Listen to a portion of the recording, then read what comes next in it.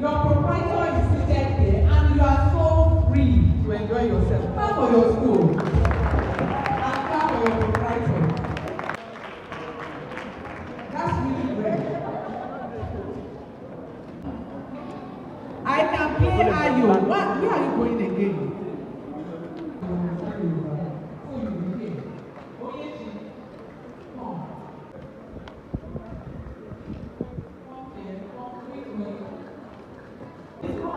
If you are more than 4 on a table,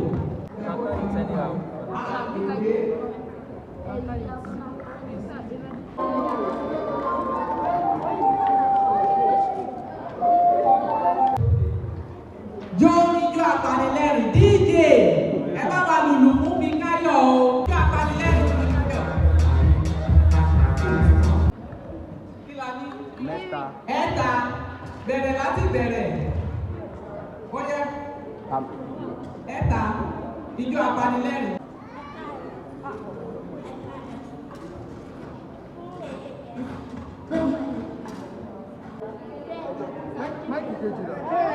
Ẹ pàtẹ́wọ́ fún ìpínlẹ̀ Yorùbá mẹ́ta ní Nàìjíríà.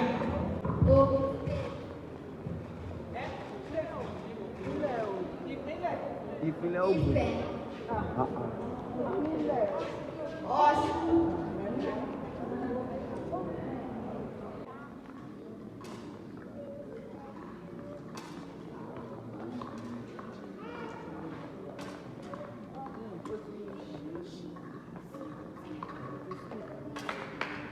Ẹ má máa pàdé ẹ̀pọ̀ ọ̀rọ̀ máa gbá.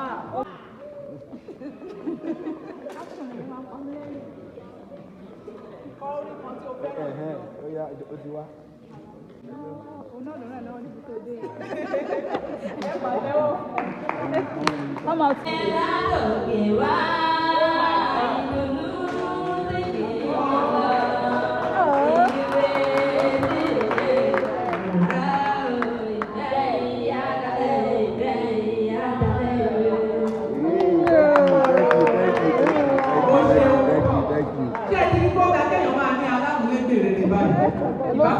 Ó sèbù ẹ̀ báyìí.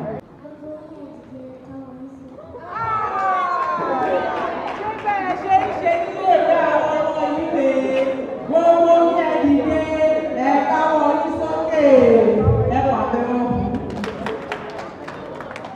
Number 1, calm down kó o ka nǹkan tó dáa fún.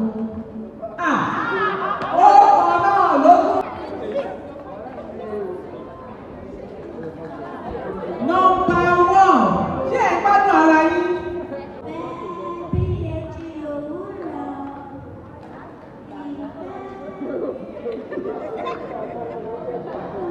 Láti sọ ìfẹ́ bí èdè òwúrọ̀ láti fi ọ̀hún dání, ẹ pàtẹ́wọ́. Ó yá number 3. Number 2 ló dé yẹn, number 3. Number 3. Oh, number 2. Number 2. Ó kàn ó máa dúpẹ́, ó máa dúpẹ́, ṣé bí olùkọ́ láàrin ìṣẹ́jú àyàdá.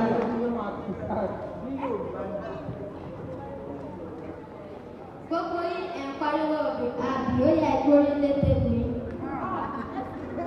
Olúwa ò ṣé ìpàtẹ́lẹ̀ olùkọ́ fi ń wọ kíláàsì báwọn ọmọ yìí rèé.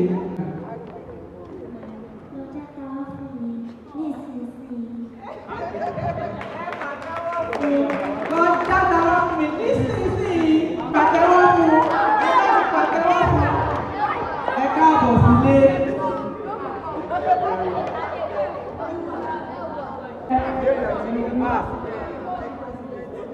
Ẹ lọ fọkàn balẹ̀.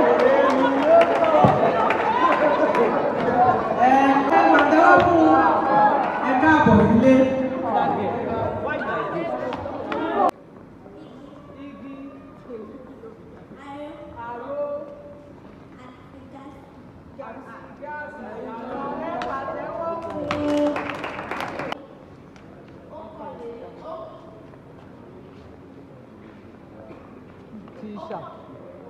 Ọ̀kàndínlógún, méjìdínlógún, mẹ́tàdínlógún.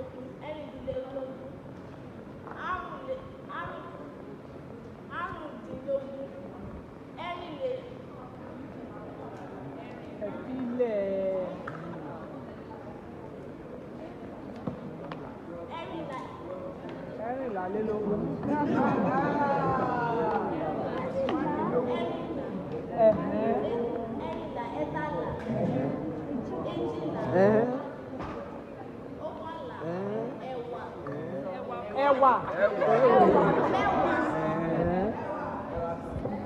Má dá wọn lóhùn. Má wá rí wọ ọjà o.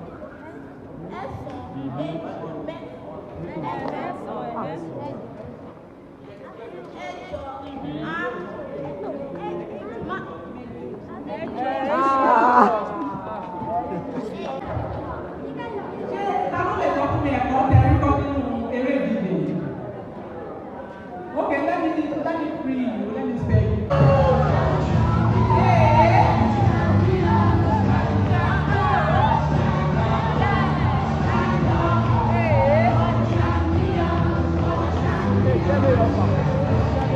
Proprietor, please. Today on Adire Art Gallery is a place that you plan to take the children to for excursion. I'm sure that they will learn a lot of things over there. Kẹ̀rán bàbá létí tẹ̀ bá ti dé pé ẹ fẹ́ lọ sí Túndé Ọdúnládé Art Gallery Ìbàdàn láti lọ wo àwọn kan tó wà bẹ́ẹ̀. Àwọn náà fún wa ní ẹ̀bùn wípé ká fún ọmọ tí ó gbogbo orókè. Ṣé òun nìkan náà ló ní? Ìwọ nìkan tán ìkáyọ̀ ìbóyá wá bẹ̀rẹ̀. Foundation and Tunde Odunlade Art Gallery representing you as the winner of the game.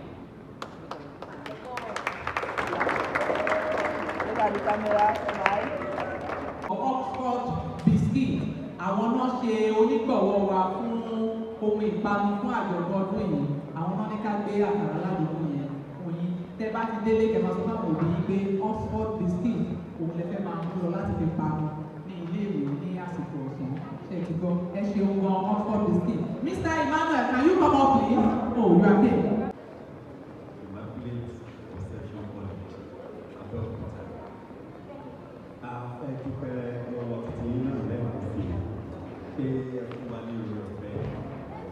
Nígbà tá a dé ẹsẹ̀ wípé kò láti rúbọ̀ ló tilẹ̀ jẹ́ wípé nínú ìdìbò wa ní program pé a máa ń bí wa fẹ́ nípasẹ̀ ọmọ wa ọmọwé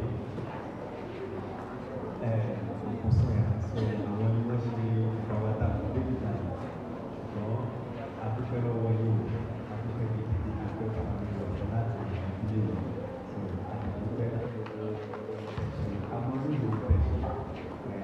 Gbàgbọ́ wípé a máa tẹ̀síwájú bí ọjọ́ iwájú láti lè wọ̀nyí ìbáyìí lọ ju bí ṣe lọ. Aládùúgbà pé orúkọ títí ọlọ́run ẹni ṣùgbọ́n ara ìwọ̀n bẹ́ẹ̀ àti ìgbà ara máa jẹ́ ní agbára Jésù ọba aláàbò máa ṣe aláàbò ní ayé ìlú.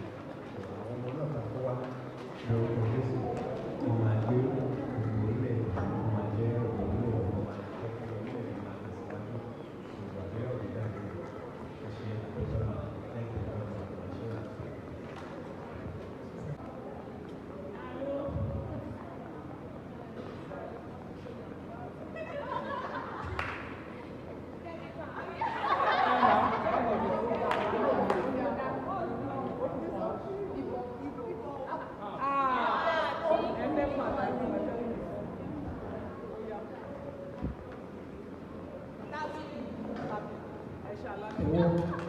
Yorùbá kọ́ wa. Mẹ́fà. Six steps. Mẹ́fà. Ẹ̀fà. Ó yá ṣe ìkíni ní oríṣi ọ̀nà mẹ́ta ọ̀tọ̀ọ̀tọ̀ ní oríṣi èdè mẹ́ta ọ̀tọ̀ọ̀tọ̀.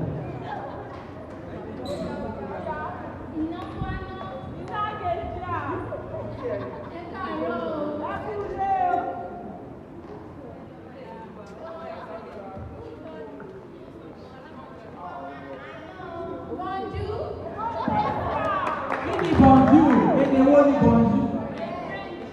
Èdè Faransé ẹ pàtẹ́wọ́.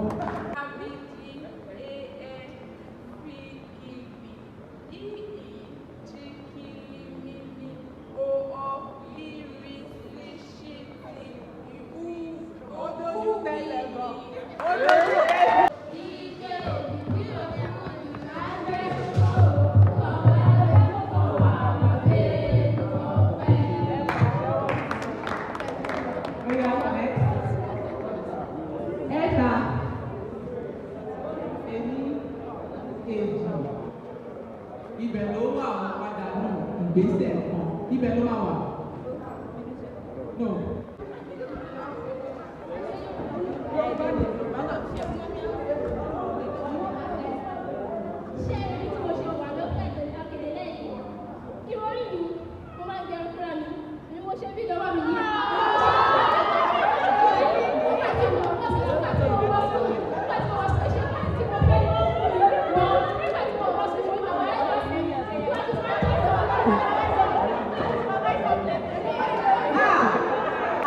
Àti ọ̀túnla ó máa tún un ṣe torí àwọn lẹ́kọ́rà yìí máa wà ní ìgbókòó.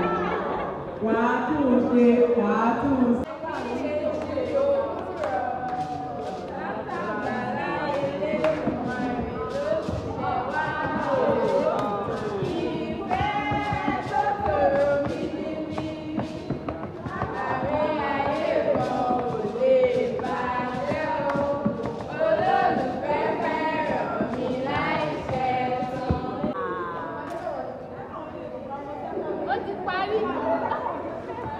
Thank you very much, ma. All the way from Ekiti to Osun to Oyo to Ogun State. Thank you very much for having our time. Here with us in the spirit, but physically he was here yesterday and here today. Please help me appreciate Dr. Tola Adire. Thank you very much, sir. We appreciate that you're just starting. Your peak is yet to come, and it will come by the grace of God. Thank you so much. It's indeed an honor to be here this evening again in this third cultural festival. Nigerian art, especially the Adire production and Kampala, and all that displays our cultural heritage, indeed is something we should be proud of. And we are proud of that as Yoruba, people of Yoruba origin. You know, all work and no play, this Jack and Jill, a dull boy and a dull girl. So after a long day's work, I decided to come and relax here and enjoy the movie. And we are very glad that we did. So I wish you all the best, man. God bless you. Thank you very much. Meet. She did a lot of news. And then she hasn't stopped. So we talked and we agreed that I will come to this show, and then I'm so glad that I'm able to come. And I set up a gallery there. I don't know if you have seen it. So I set up a gallery in honor of what is currently going on. We need festivals like this. We need fora like this. We need presence of people who have something to offer to Nigeria. Not just Abeokuta. See beyond Abeokuta when it comes to a project like this. What money cannot do, your character will take you there. We started this project, I started with nothing in my hands. I want to give credit to Aqua Water, to Niger Messi, to all our exhibitors. Most of them I have never met. They just saw adverts online and they called and they came and they trusted. All our partners, none of them have I met before. I want to say thank you and I want to say congratulations to all of us because we have worked and God has really helped us to put this together. àjọ̀dún àdìrẹ àti àṣà 2025 wọlé dé ẹ̀yin èèyàn lù ṣé ẹ ti ṣe tán ká tó fìtàn tó balẹ̀ àṣàní and Àdùkẹ́ foundation níbàṣe pẹ̀lú ATJ textiles tó ṣàgbékalẹ̀ third international àdìrẹ and cultural festival tí àkórí rẹ̀ ń jẹ́ ipa àjogúnbá wa ọ̀nà àṣẹlà ọjọ́ Monday 10 títí di Saturday 15 oṣù kọkànlá ọdún 2025 ni yóò wáyé ní Alákẹ́ hall Abẹ́òkúta club IBB boulevard Òkèléwó Abẹ́òkúta láago 10 òwúrọ̀ fún gbogbo ọjọ́ náà àwọn ohun tí yóò wáyé ni ìdíje àdìrẹ ṣíṣe ìrìn àjò afáralókun ètò àyẹ̀wò ìlera ọ̀fẹ́ ìdíje ìbílẹ̀ àpéjọ àsọyé symposium ìṣàfihàn ìmúra fífi ìwé lọ́lẹ̀ ìkẹ́kọ̀ọ́ nípa àdìrẹ eré ìbílẹ̀ ẹ̀dínwó lórí ọjà oúnjẹ àtàwọn mímu tìbílẹ̀ wa àwọn ọba ọjọ́ náà ni ọba Professor Saka Mátẹmilọ́lá olówù tìlú Òwu ọba Joshua Olúṣẹ́gun Ògúnṣọlá ọ̀rúndà àti ọlọ́rundá àwọn ìyá ọjọ́ náà ni Chief Mrs Bọ́lá Ọbásanjọ́ Ambassador Chief Mrs S.I. Fọlárìn olórí àgbà Adijat Bámidélé Mátẹmilọ́lá olórí Aminat Mátẹmilọ́lá nínú àwọn àlejò ọjọ́ náà ni ọ̀mọ̀wé Ṣẹ̀yẹ Kẹ́hìndé Babátúndé Kèlání ọ̀mọ̀wé Abímbọ́lá Òní alàgbàdo ní Adéṣíjì alàgbà DS Akínyẹmí ọ̀mọ̀wé Fúnmiláyọ̀ Brain àtàwọn èèyàn jankan-jankan tá a lè dákọ̀ wọn tán àjọ̀dún àdìrẹ àti àṣà 2025 láti ìpìlẹ̀ wa títí di àgbáyé má ṣàlàyé wá o. Dìde kó ṣètù sí Nàìjíríà dìde kó ṣètù sí Nàìjíríà kò yé wa mọ́ o Ọlọ́run jọ̀wọ́ wá dá sí o. Jésù dìde kó ṣètù sí Nàìjíríà Ọlọ́run wá. Bembeyeke TV kọ́ ni eléyìí ládùn jù ó gbafẹ́ ó gbààyè òun ni ẹ máa wò.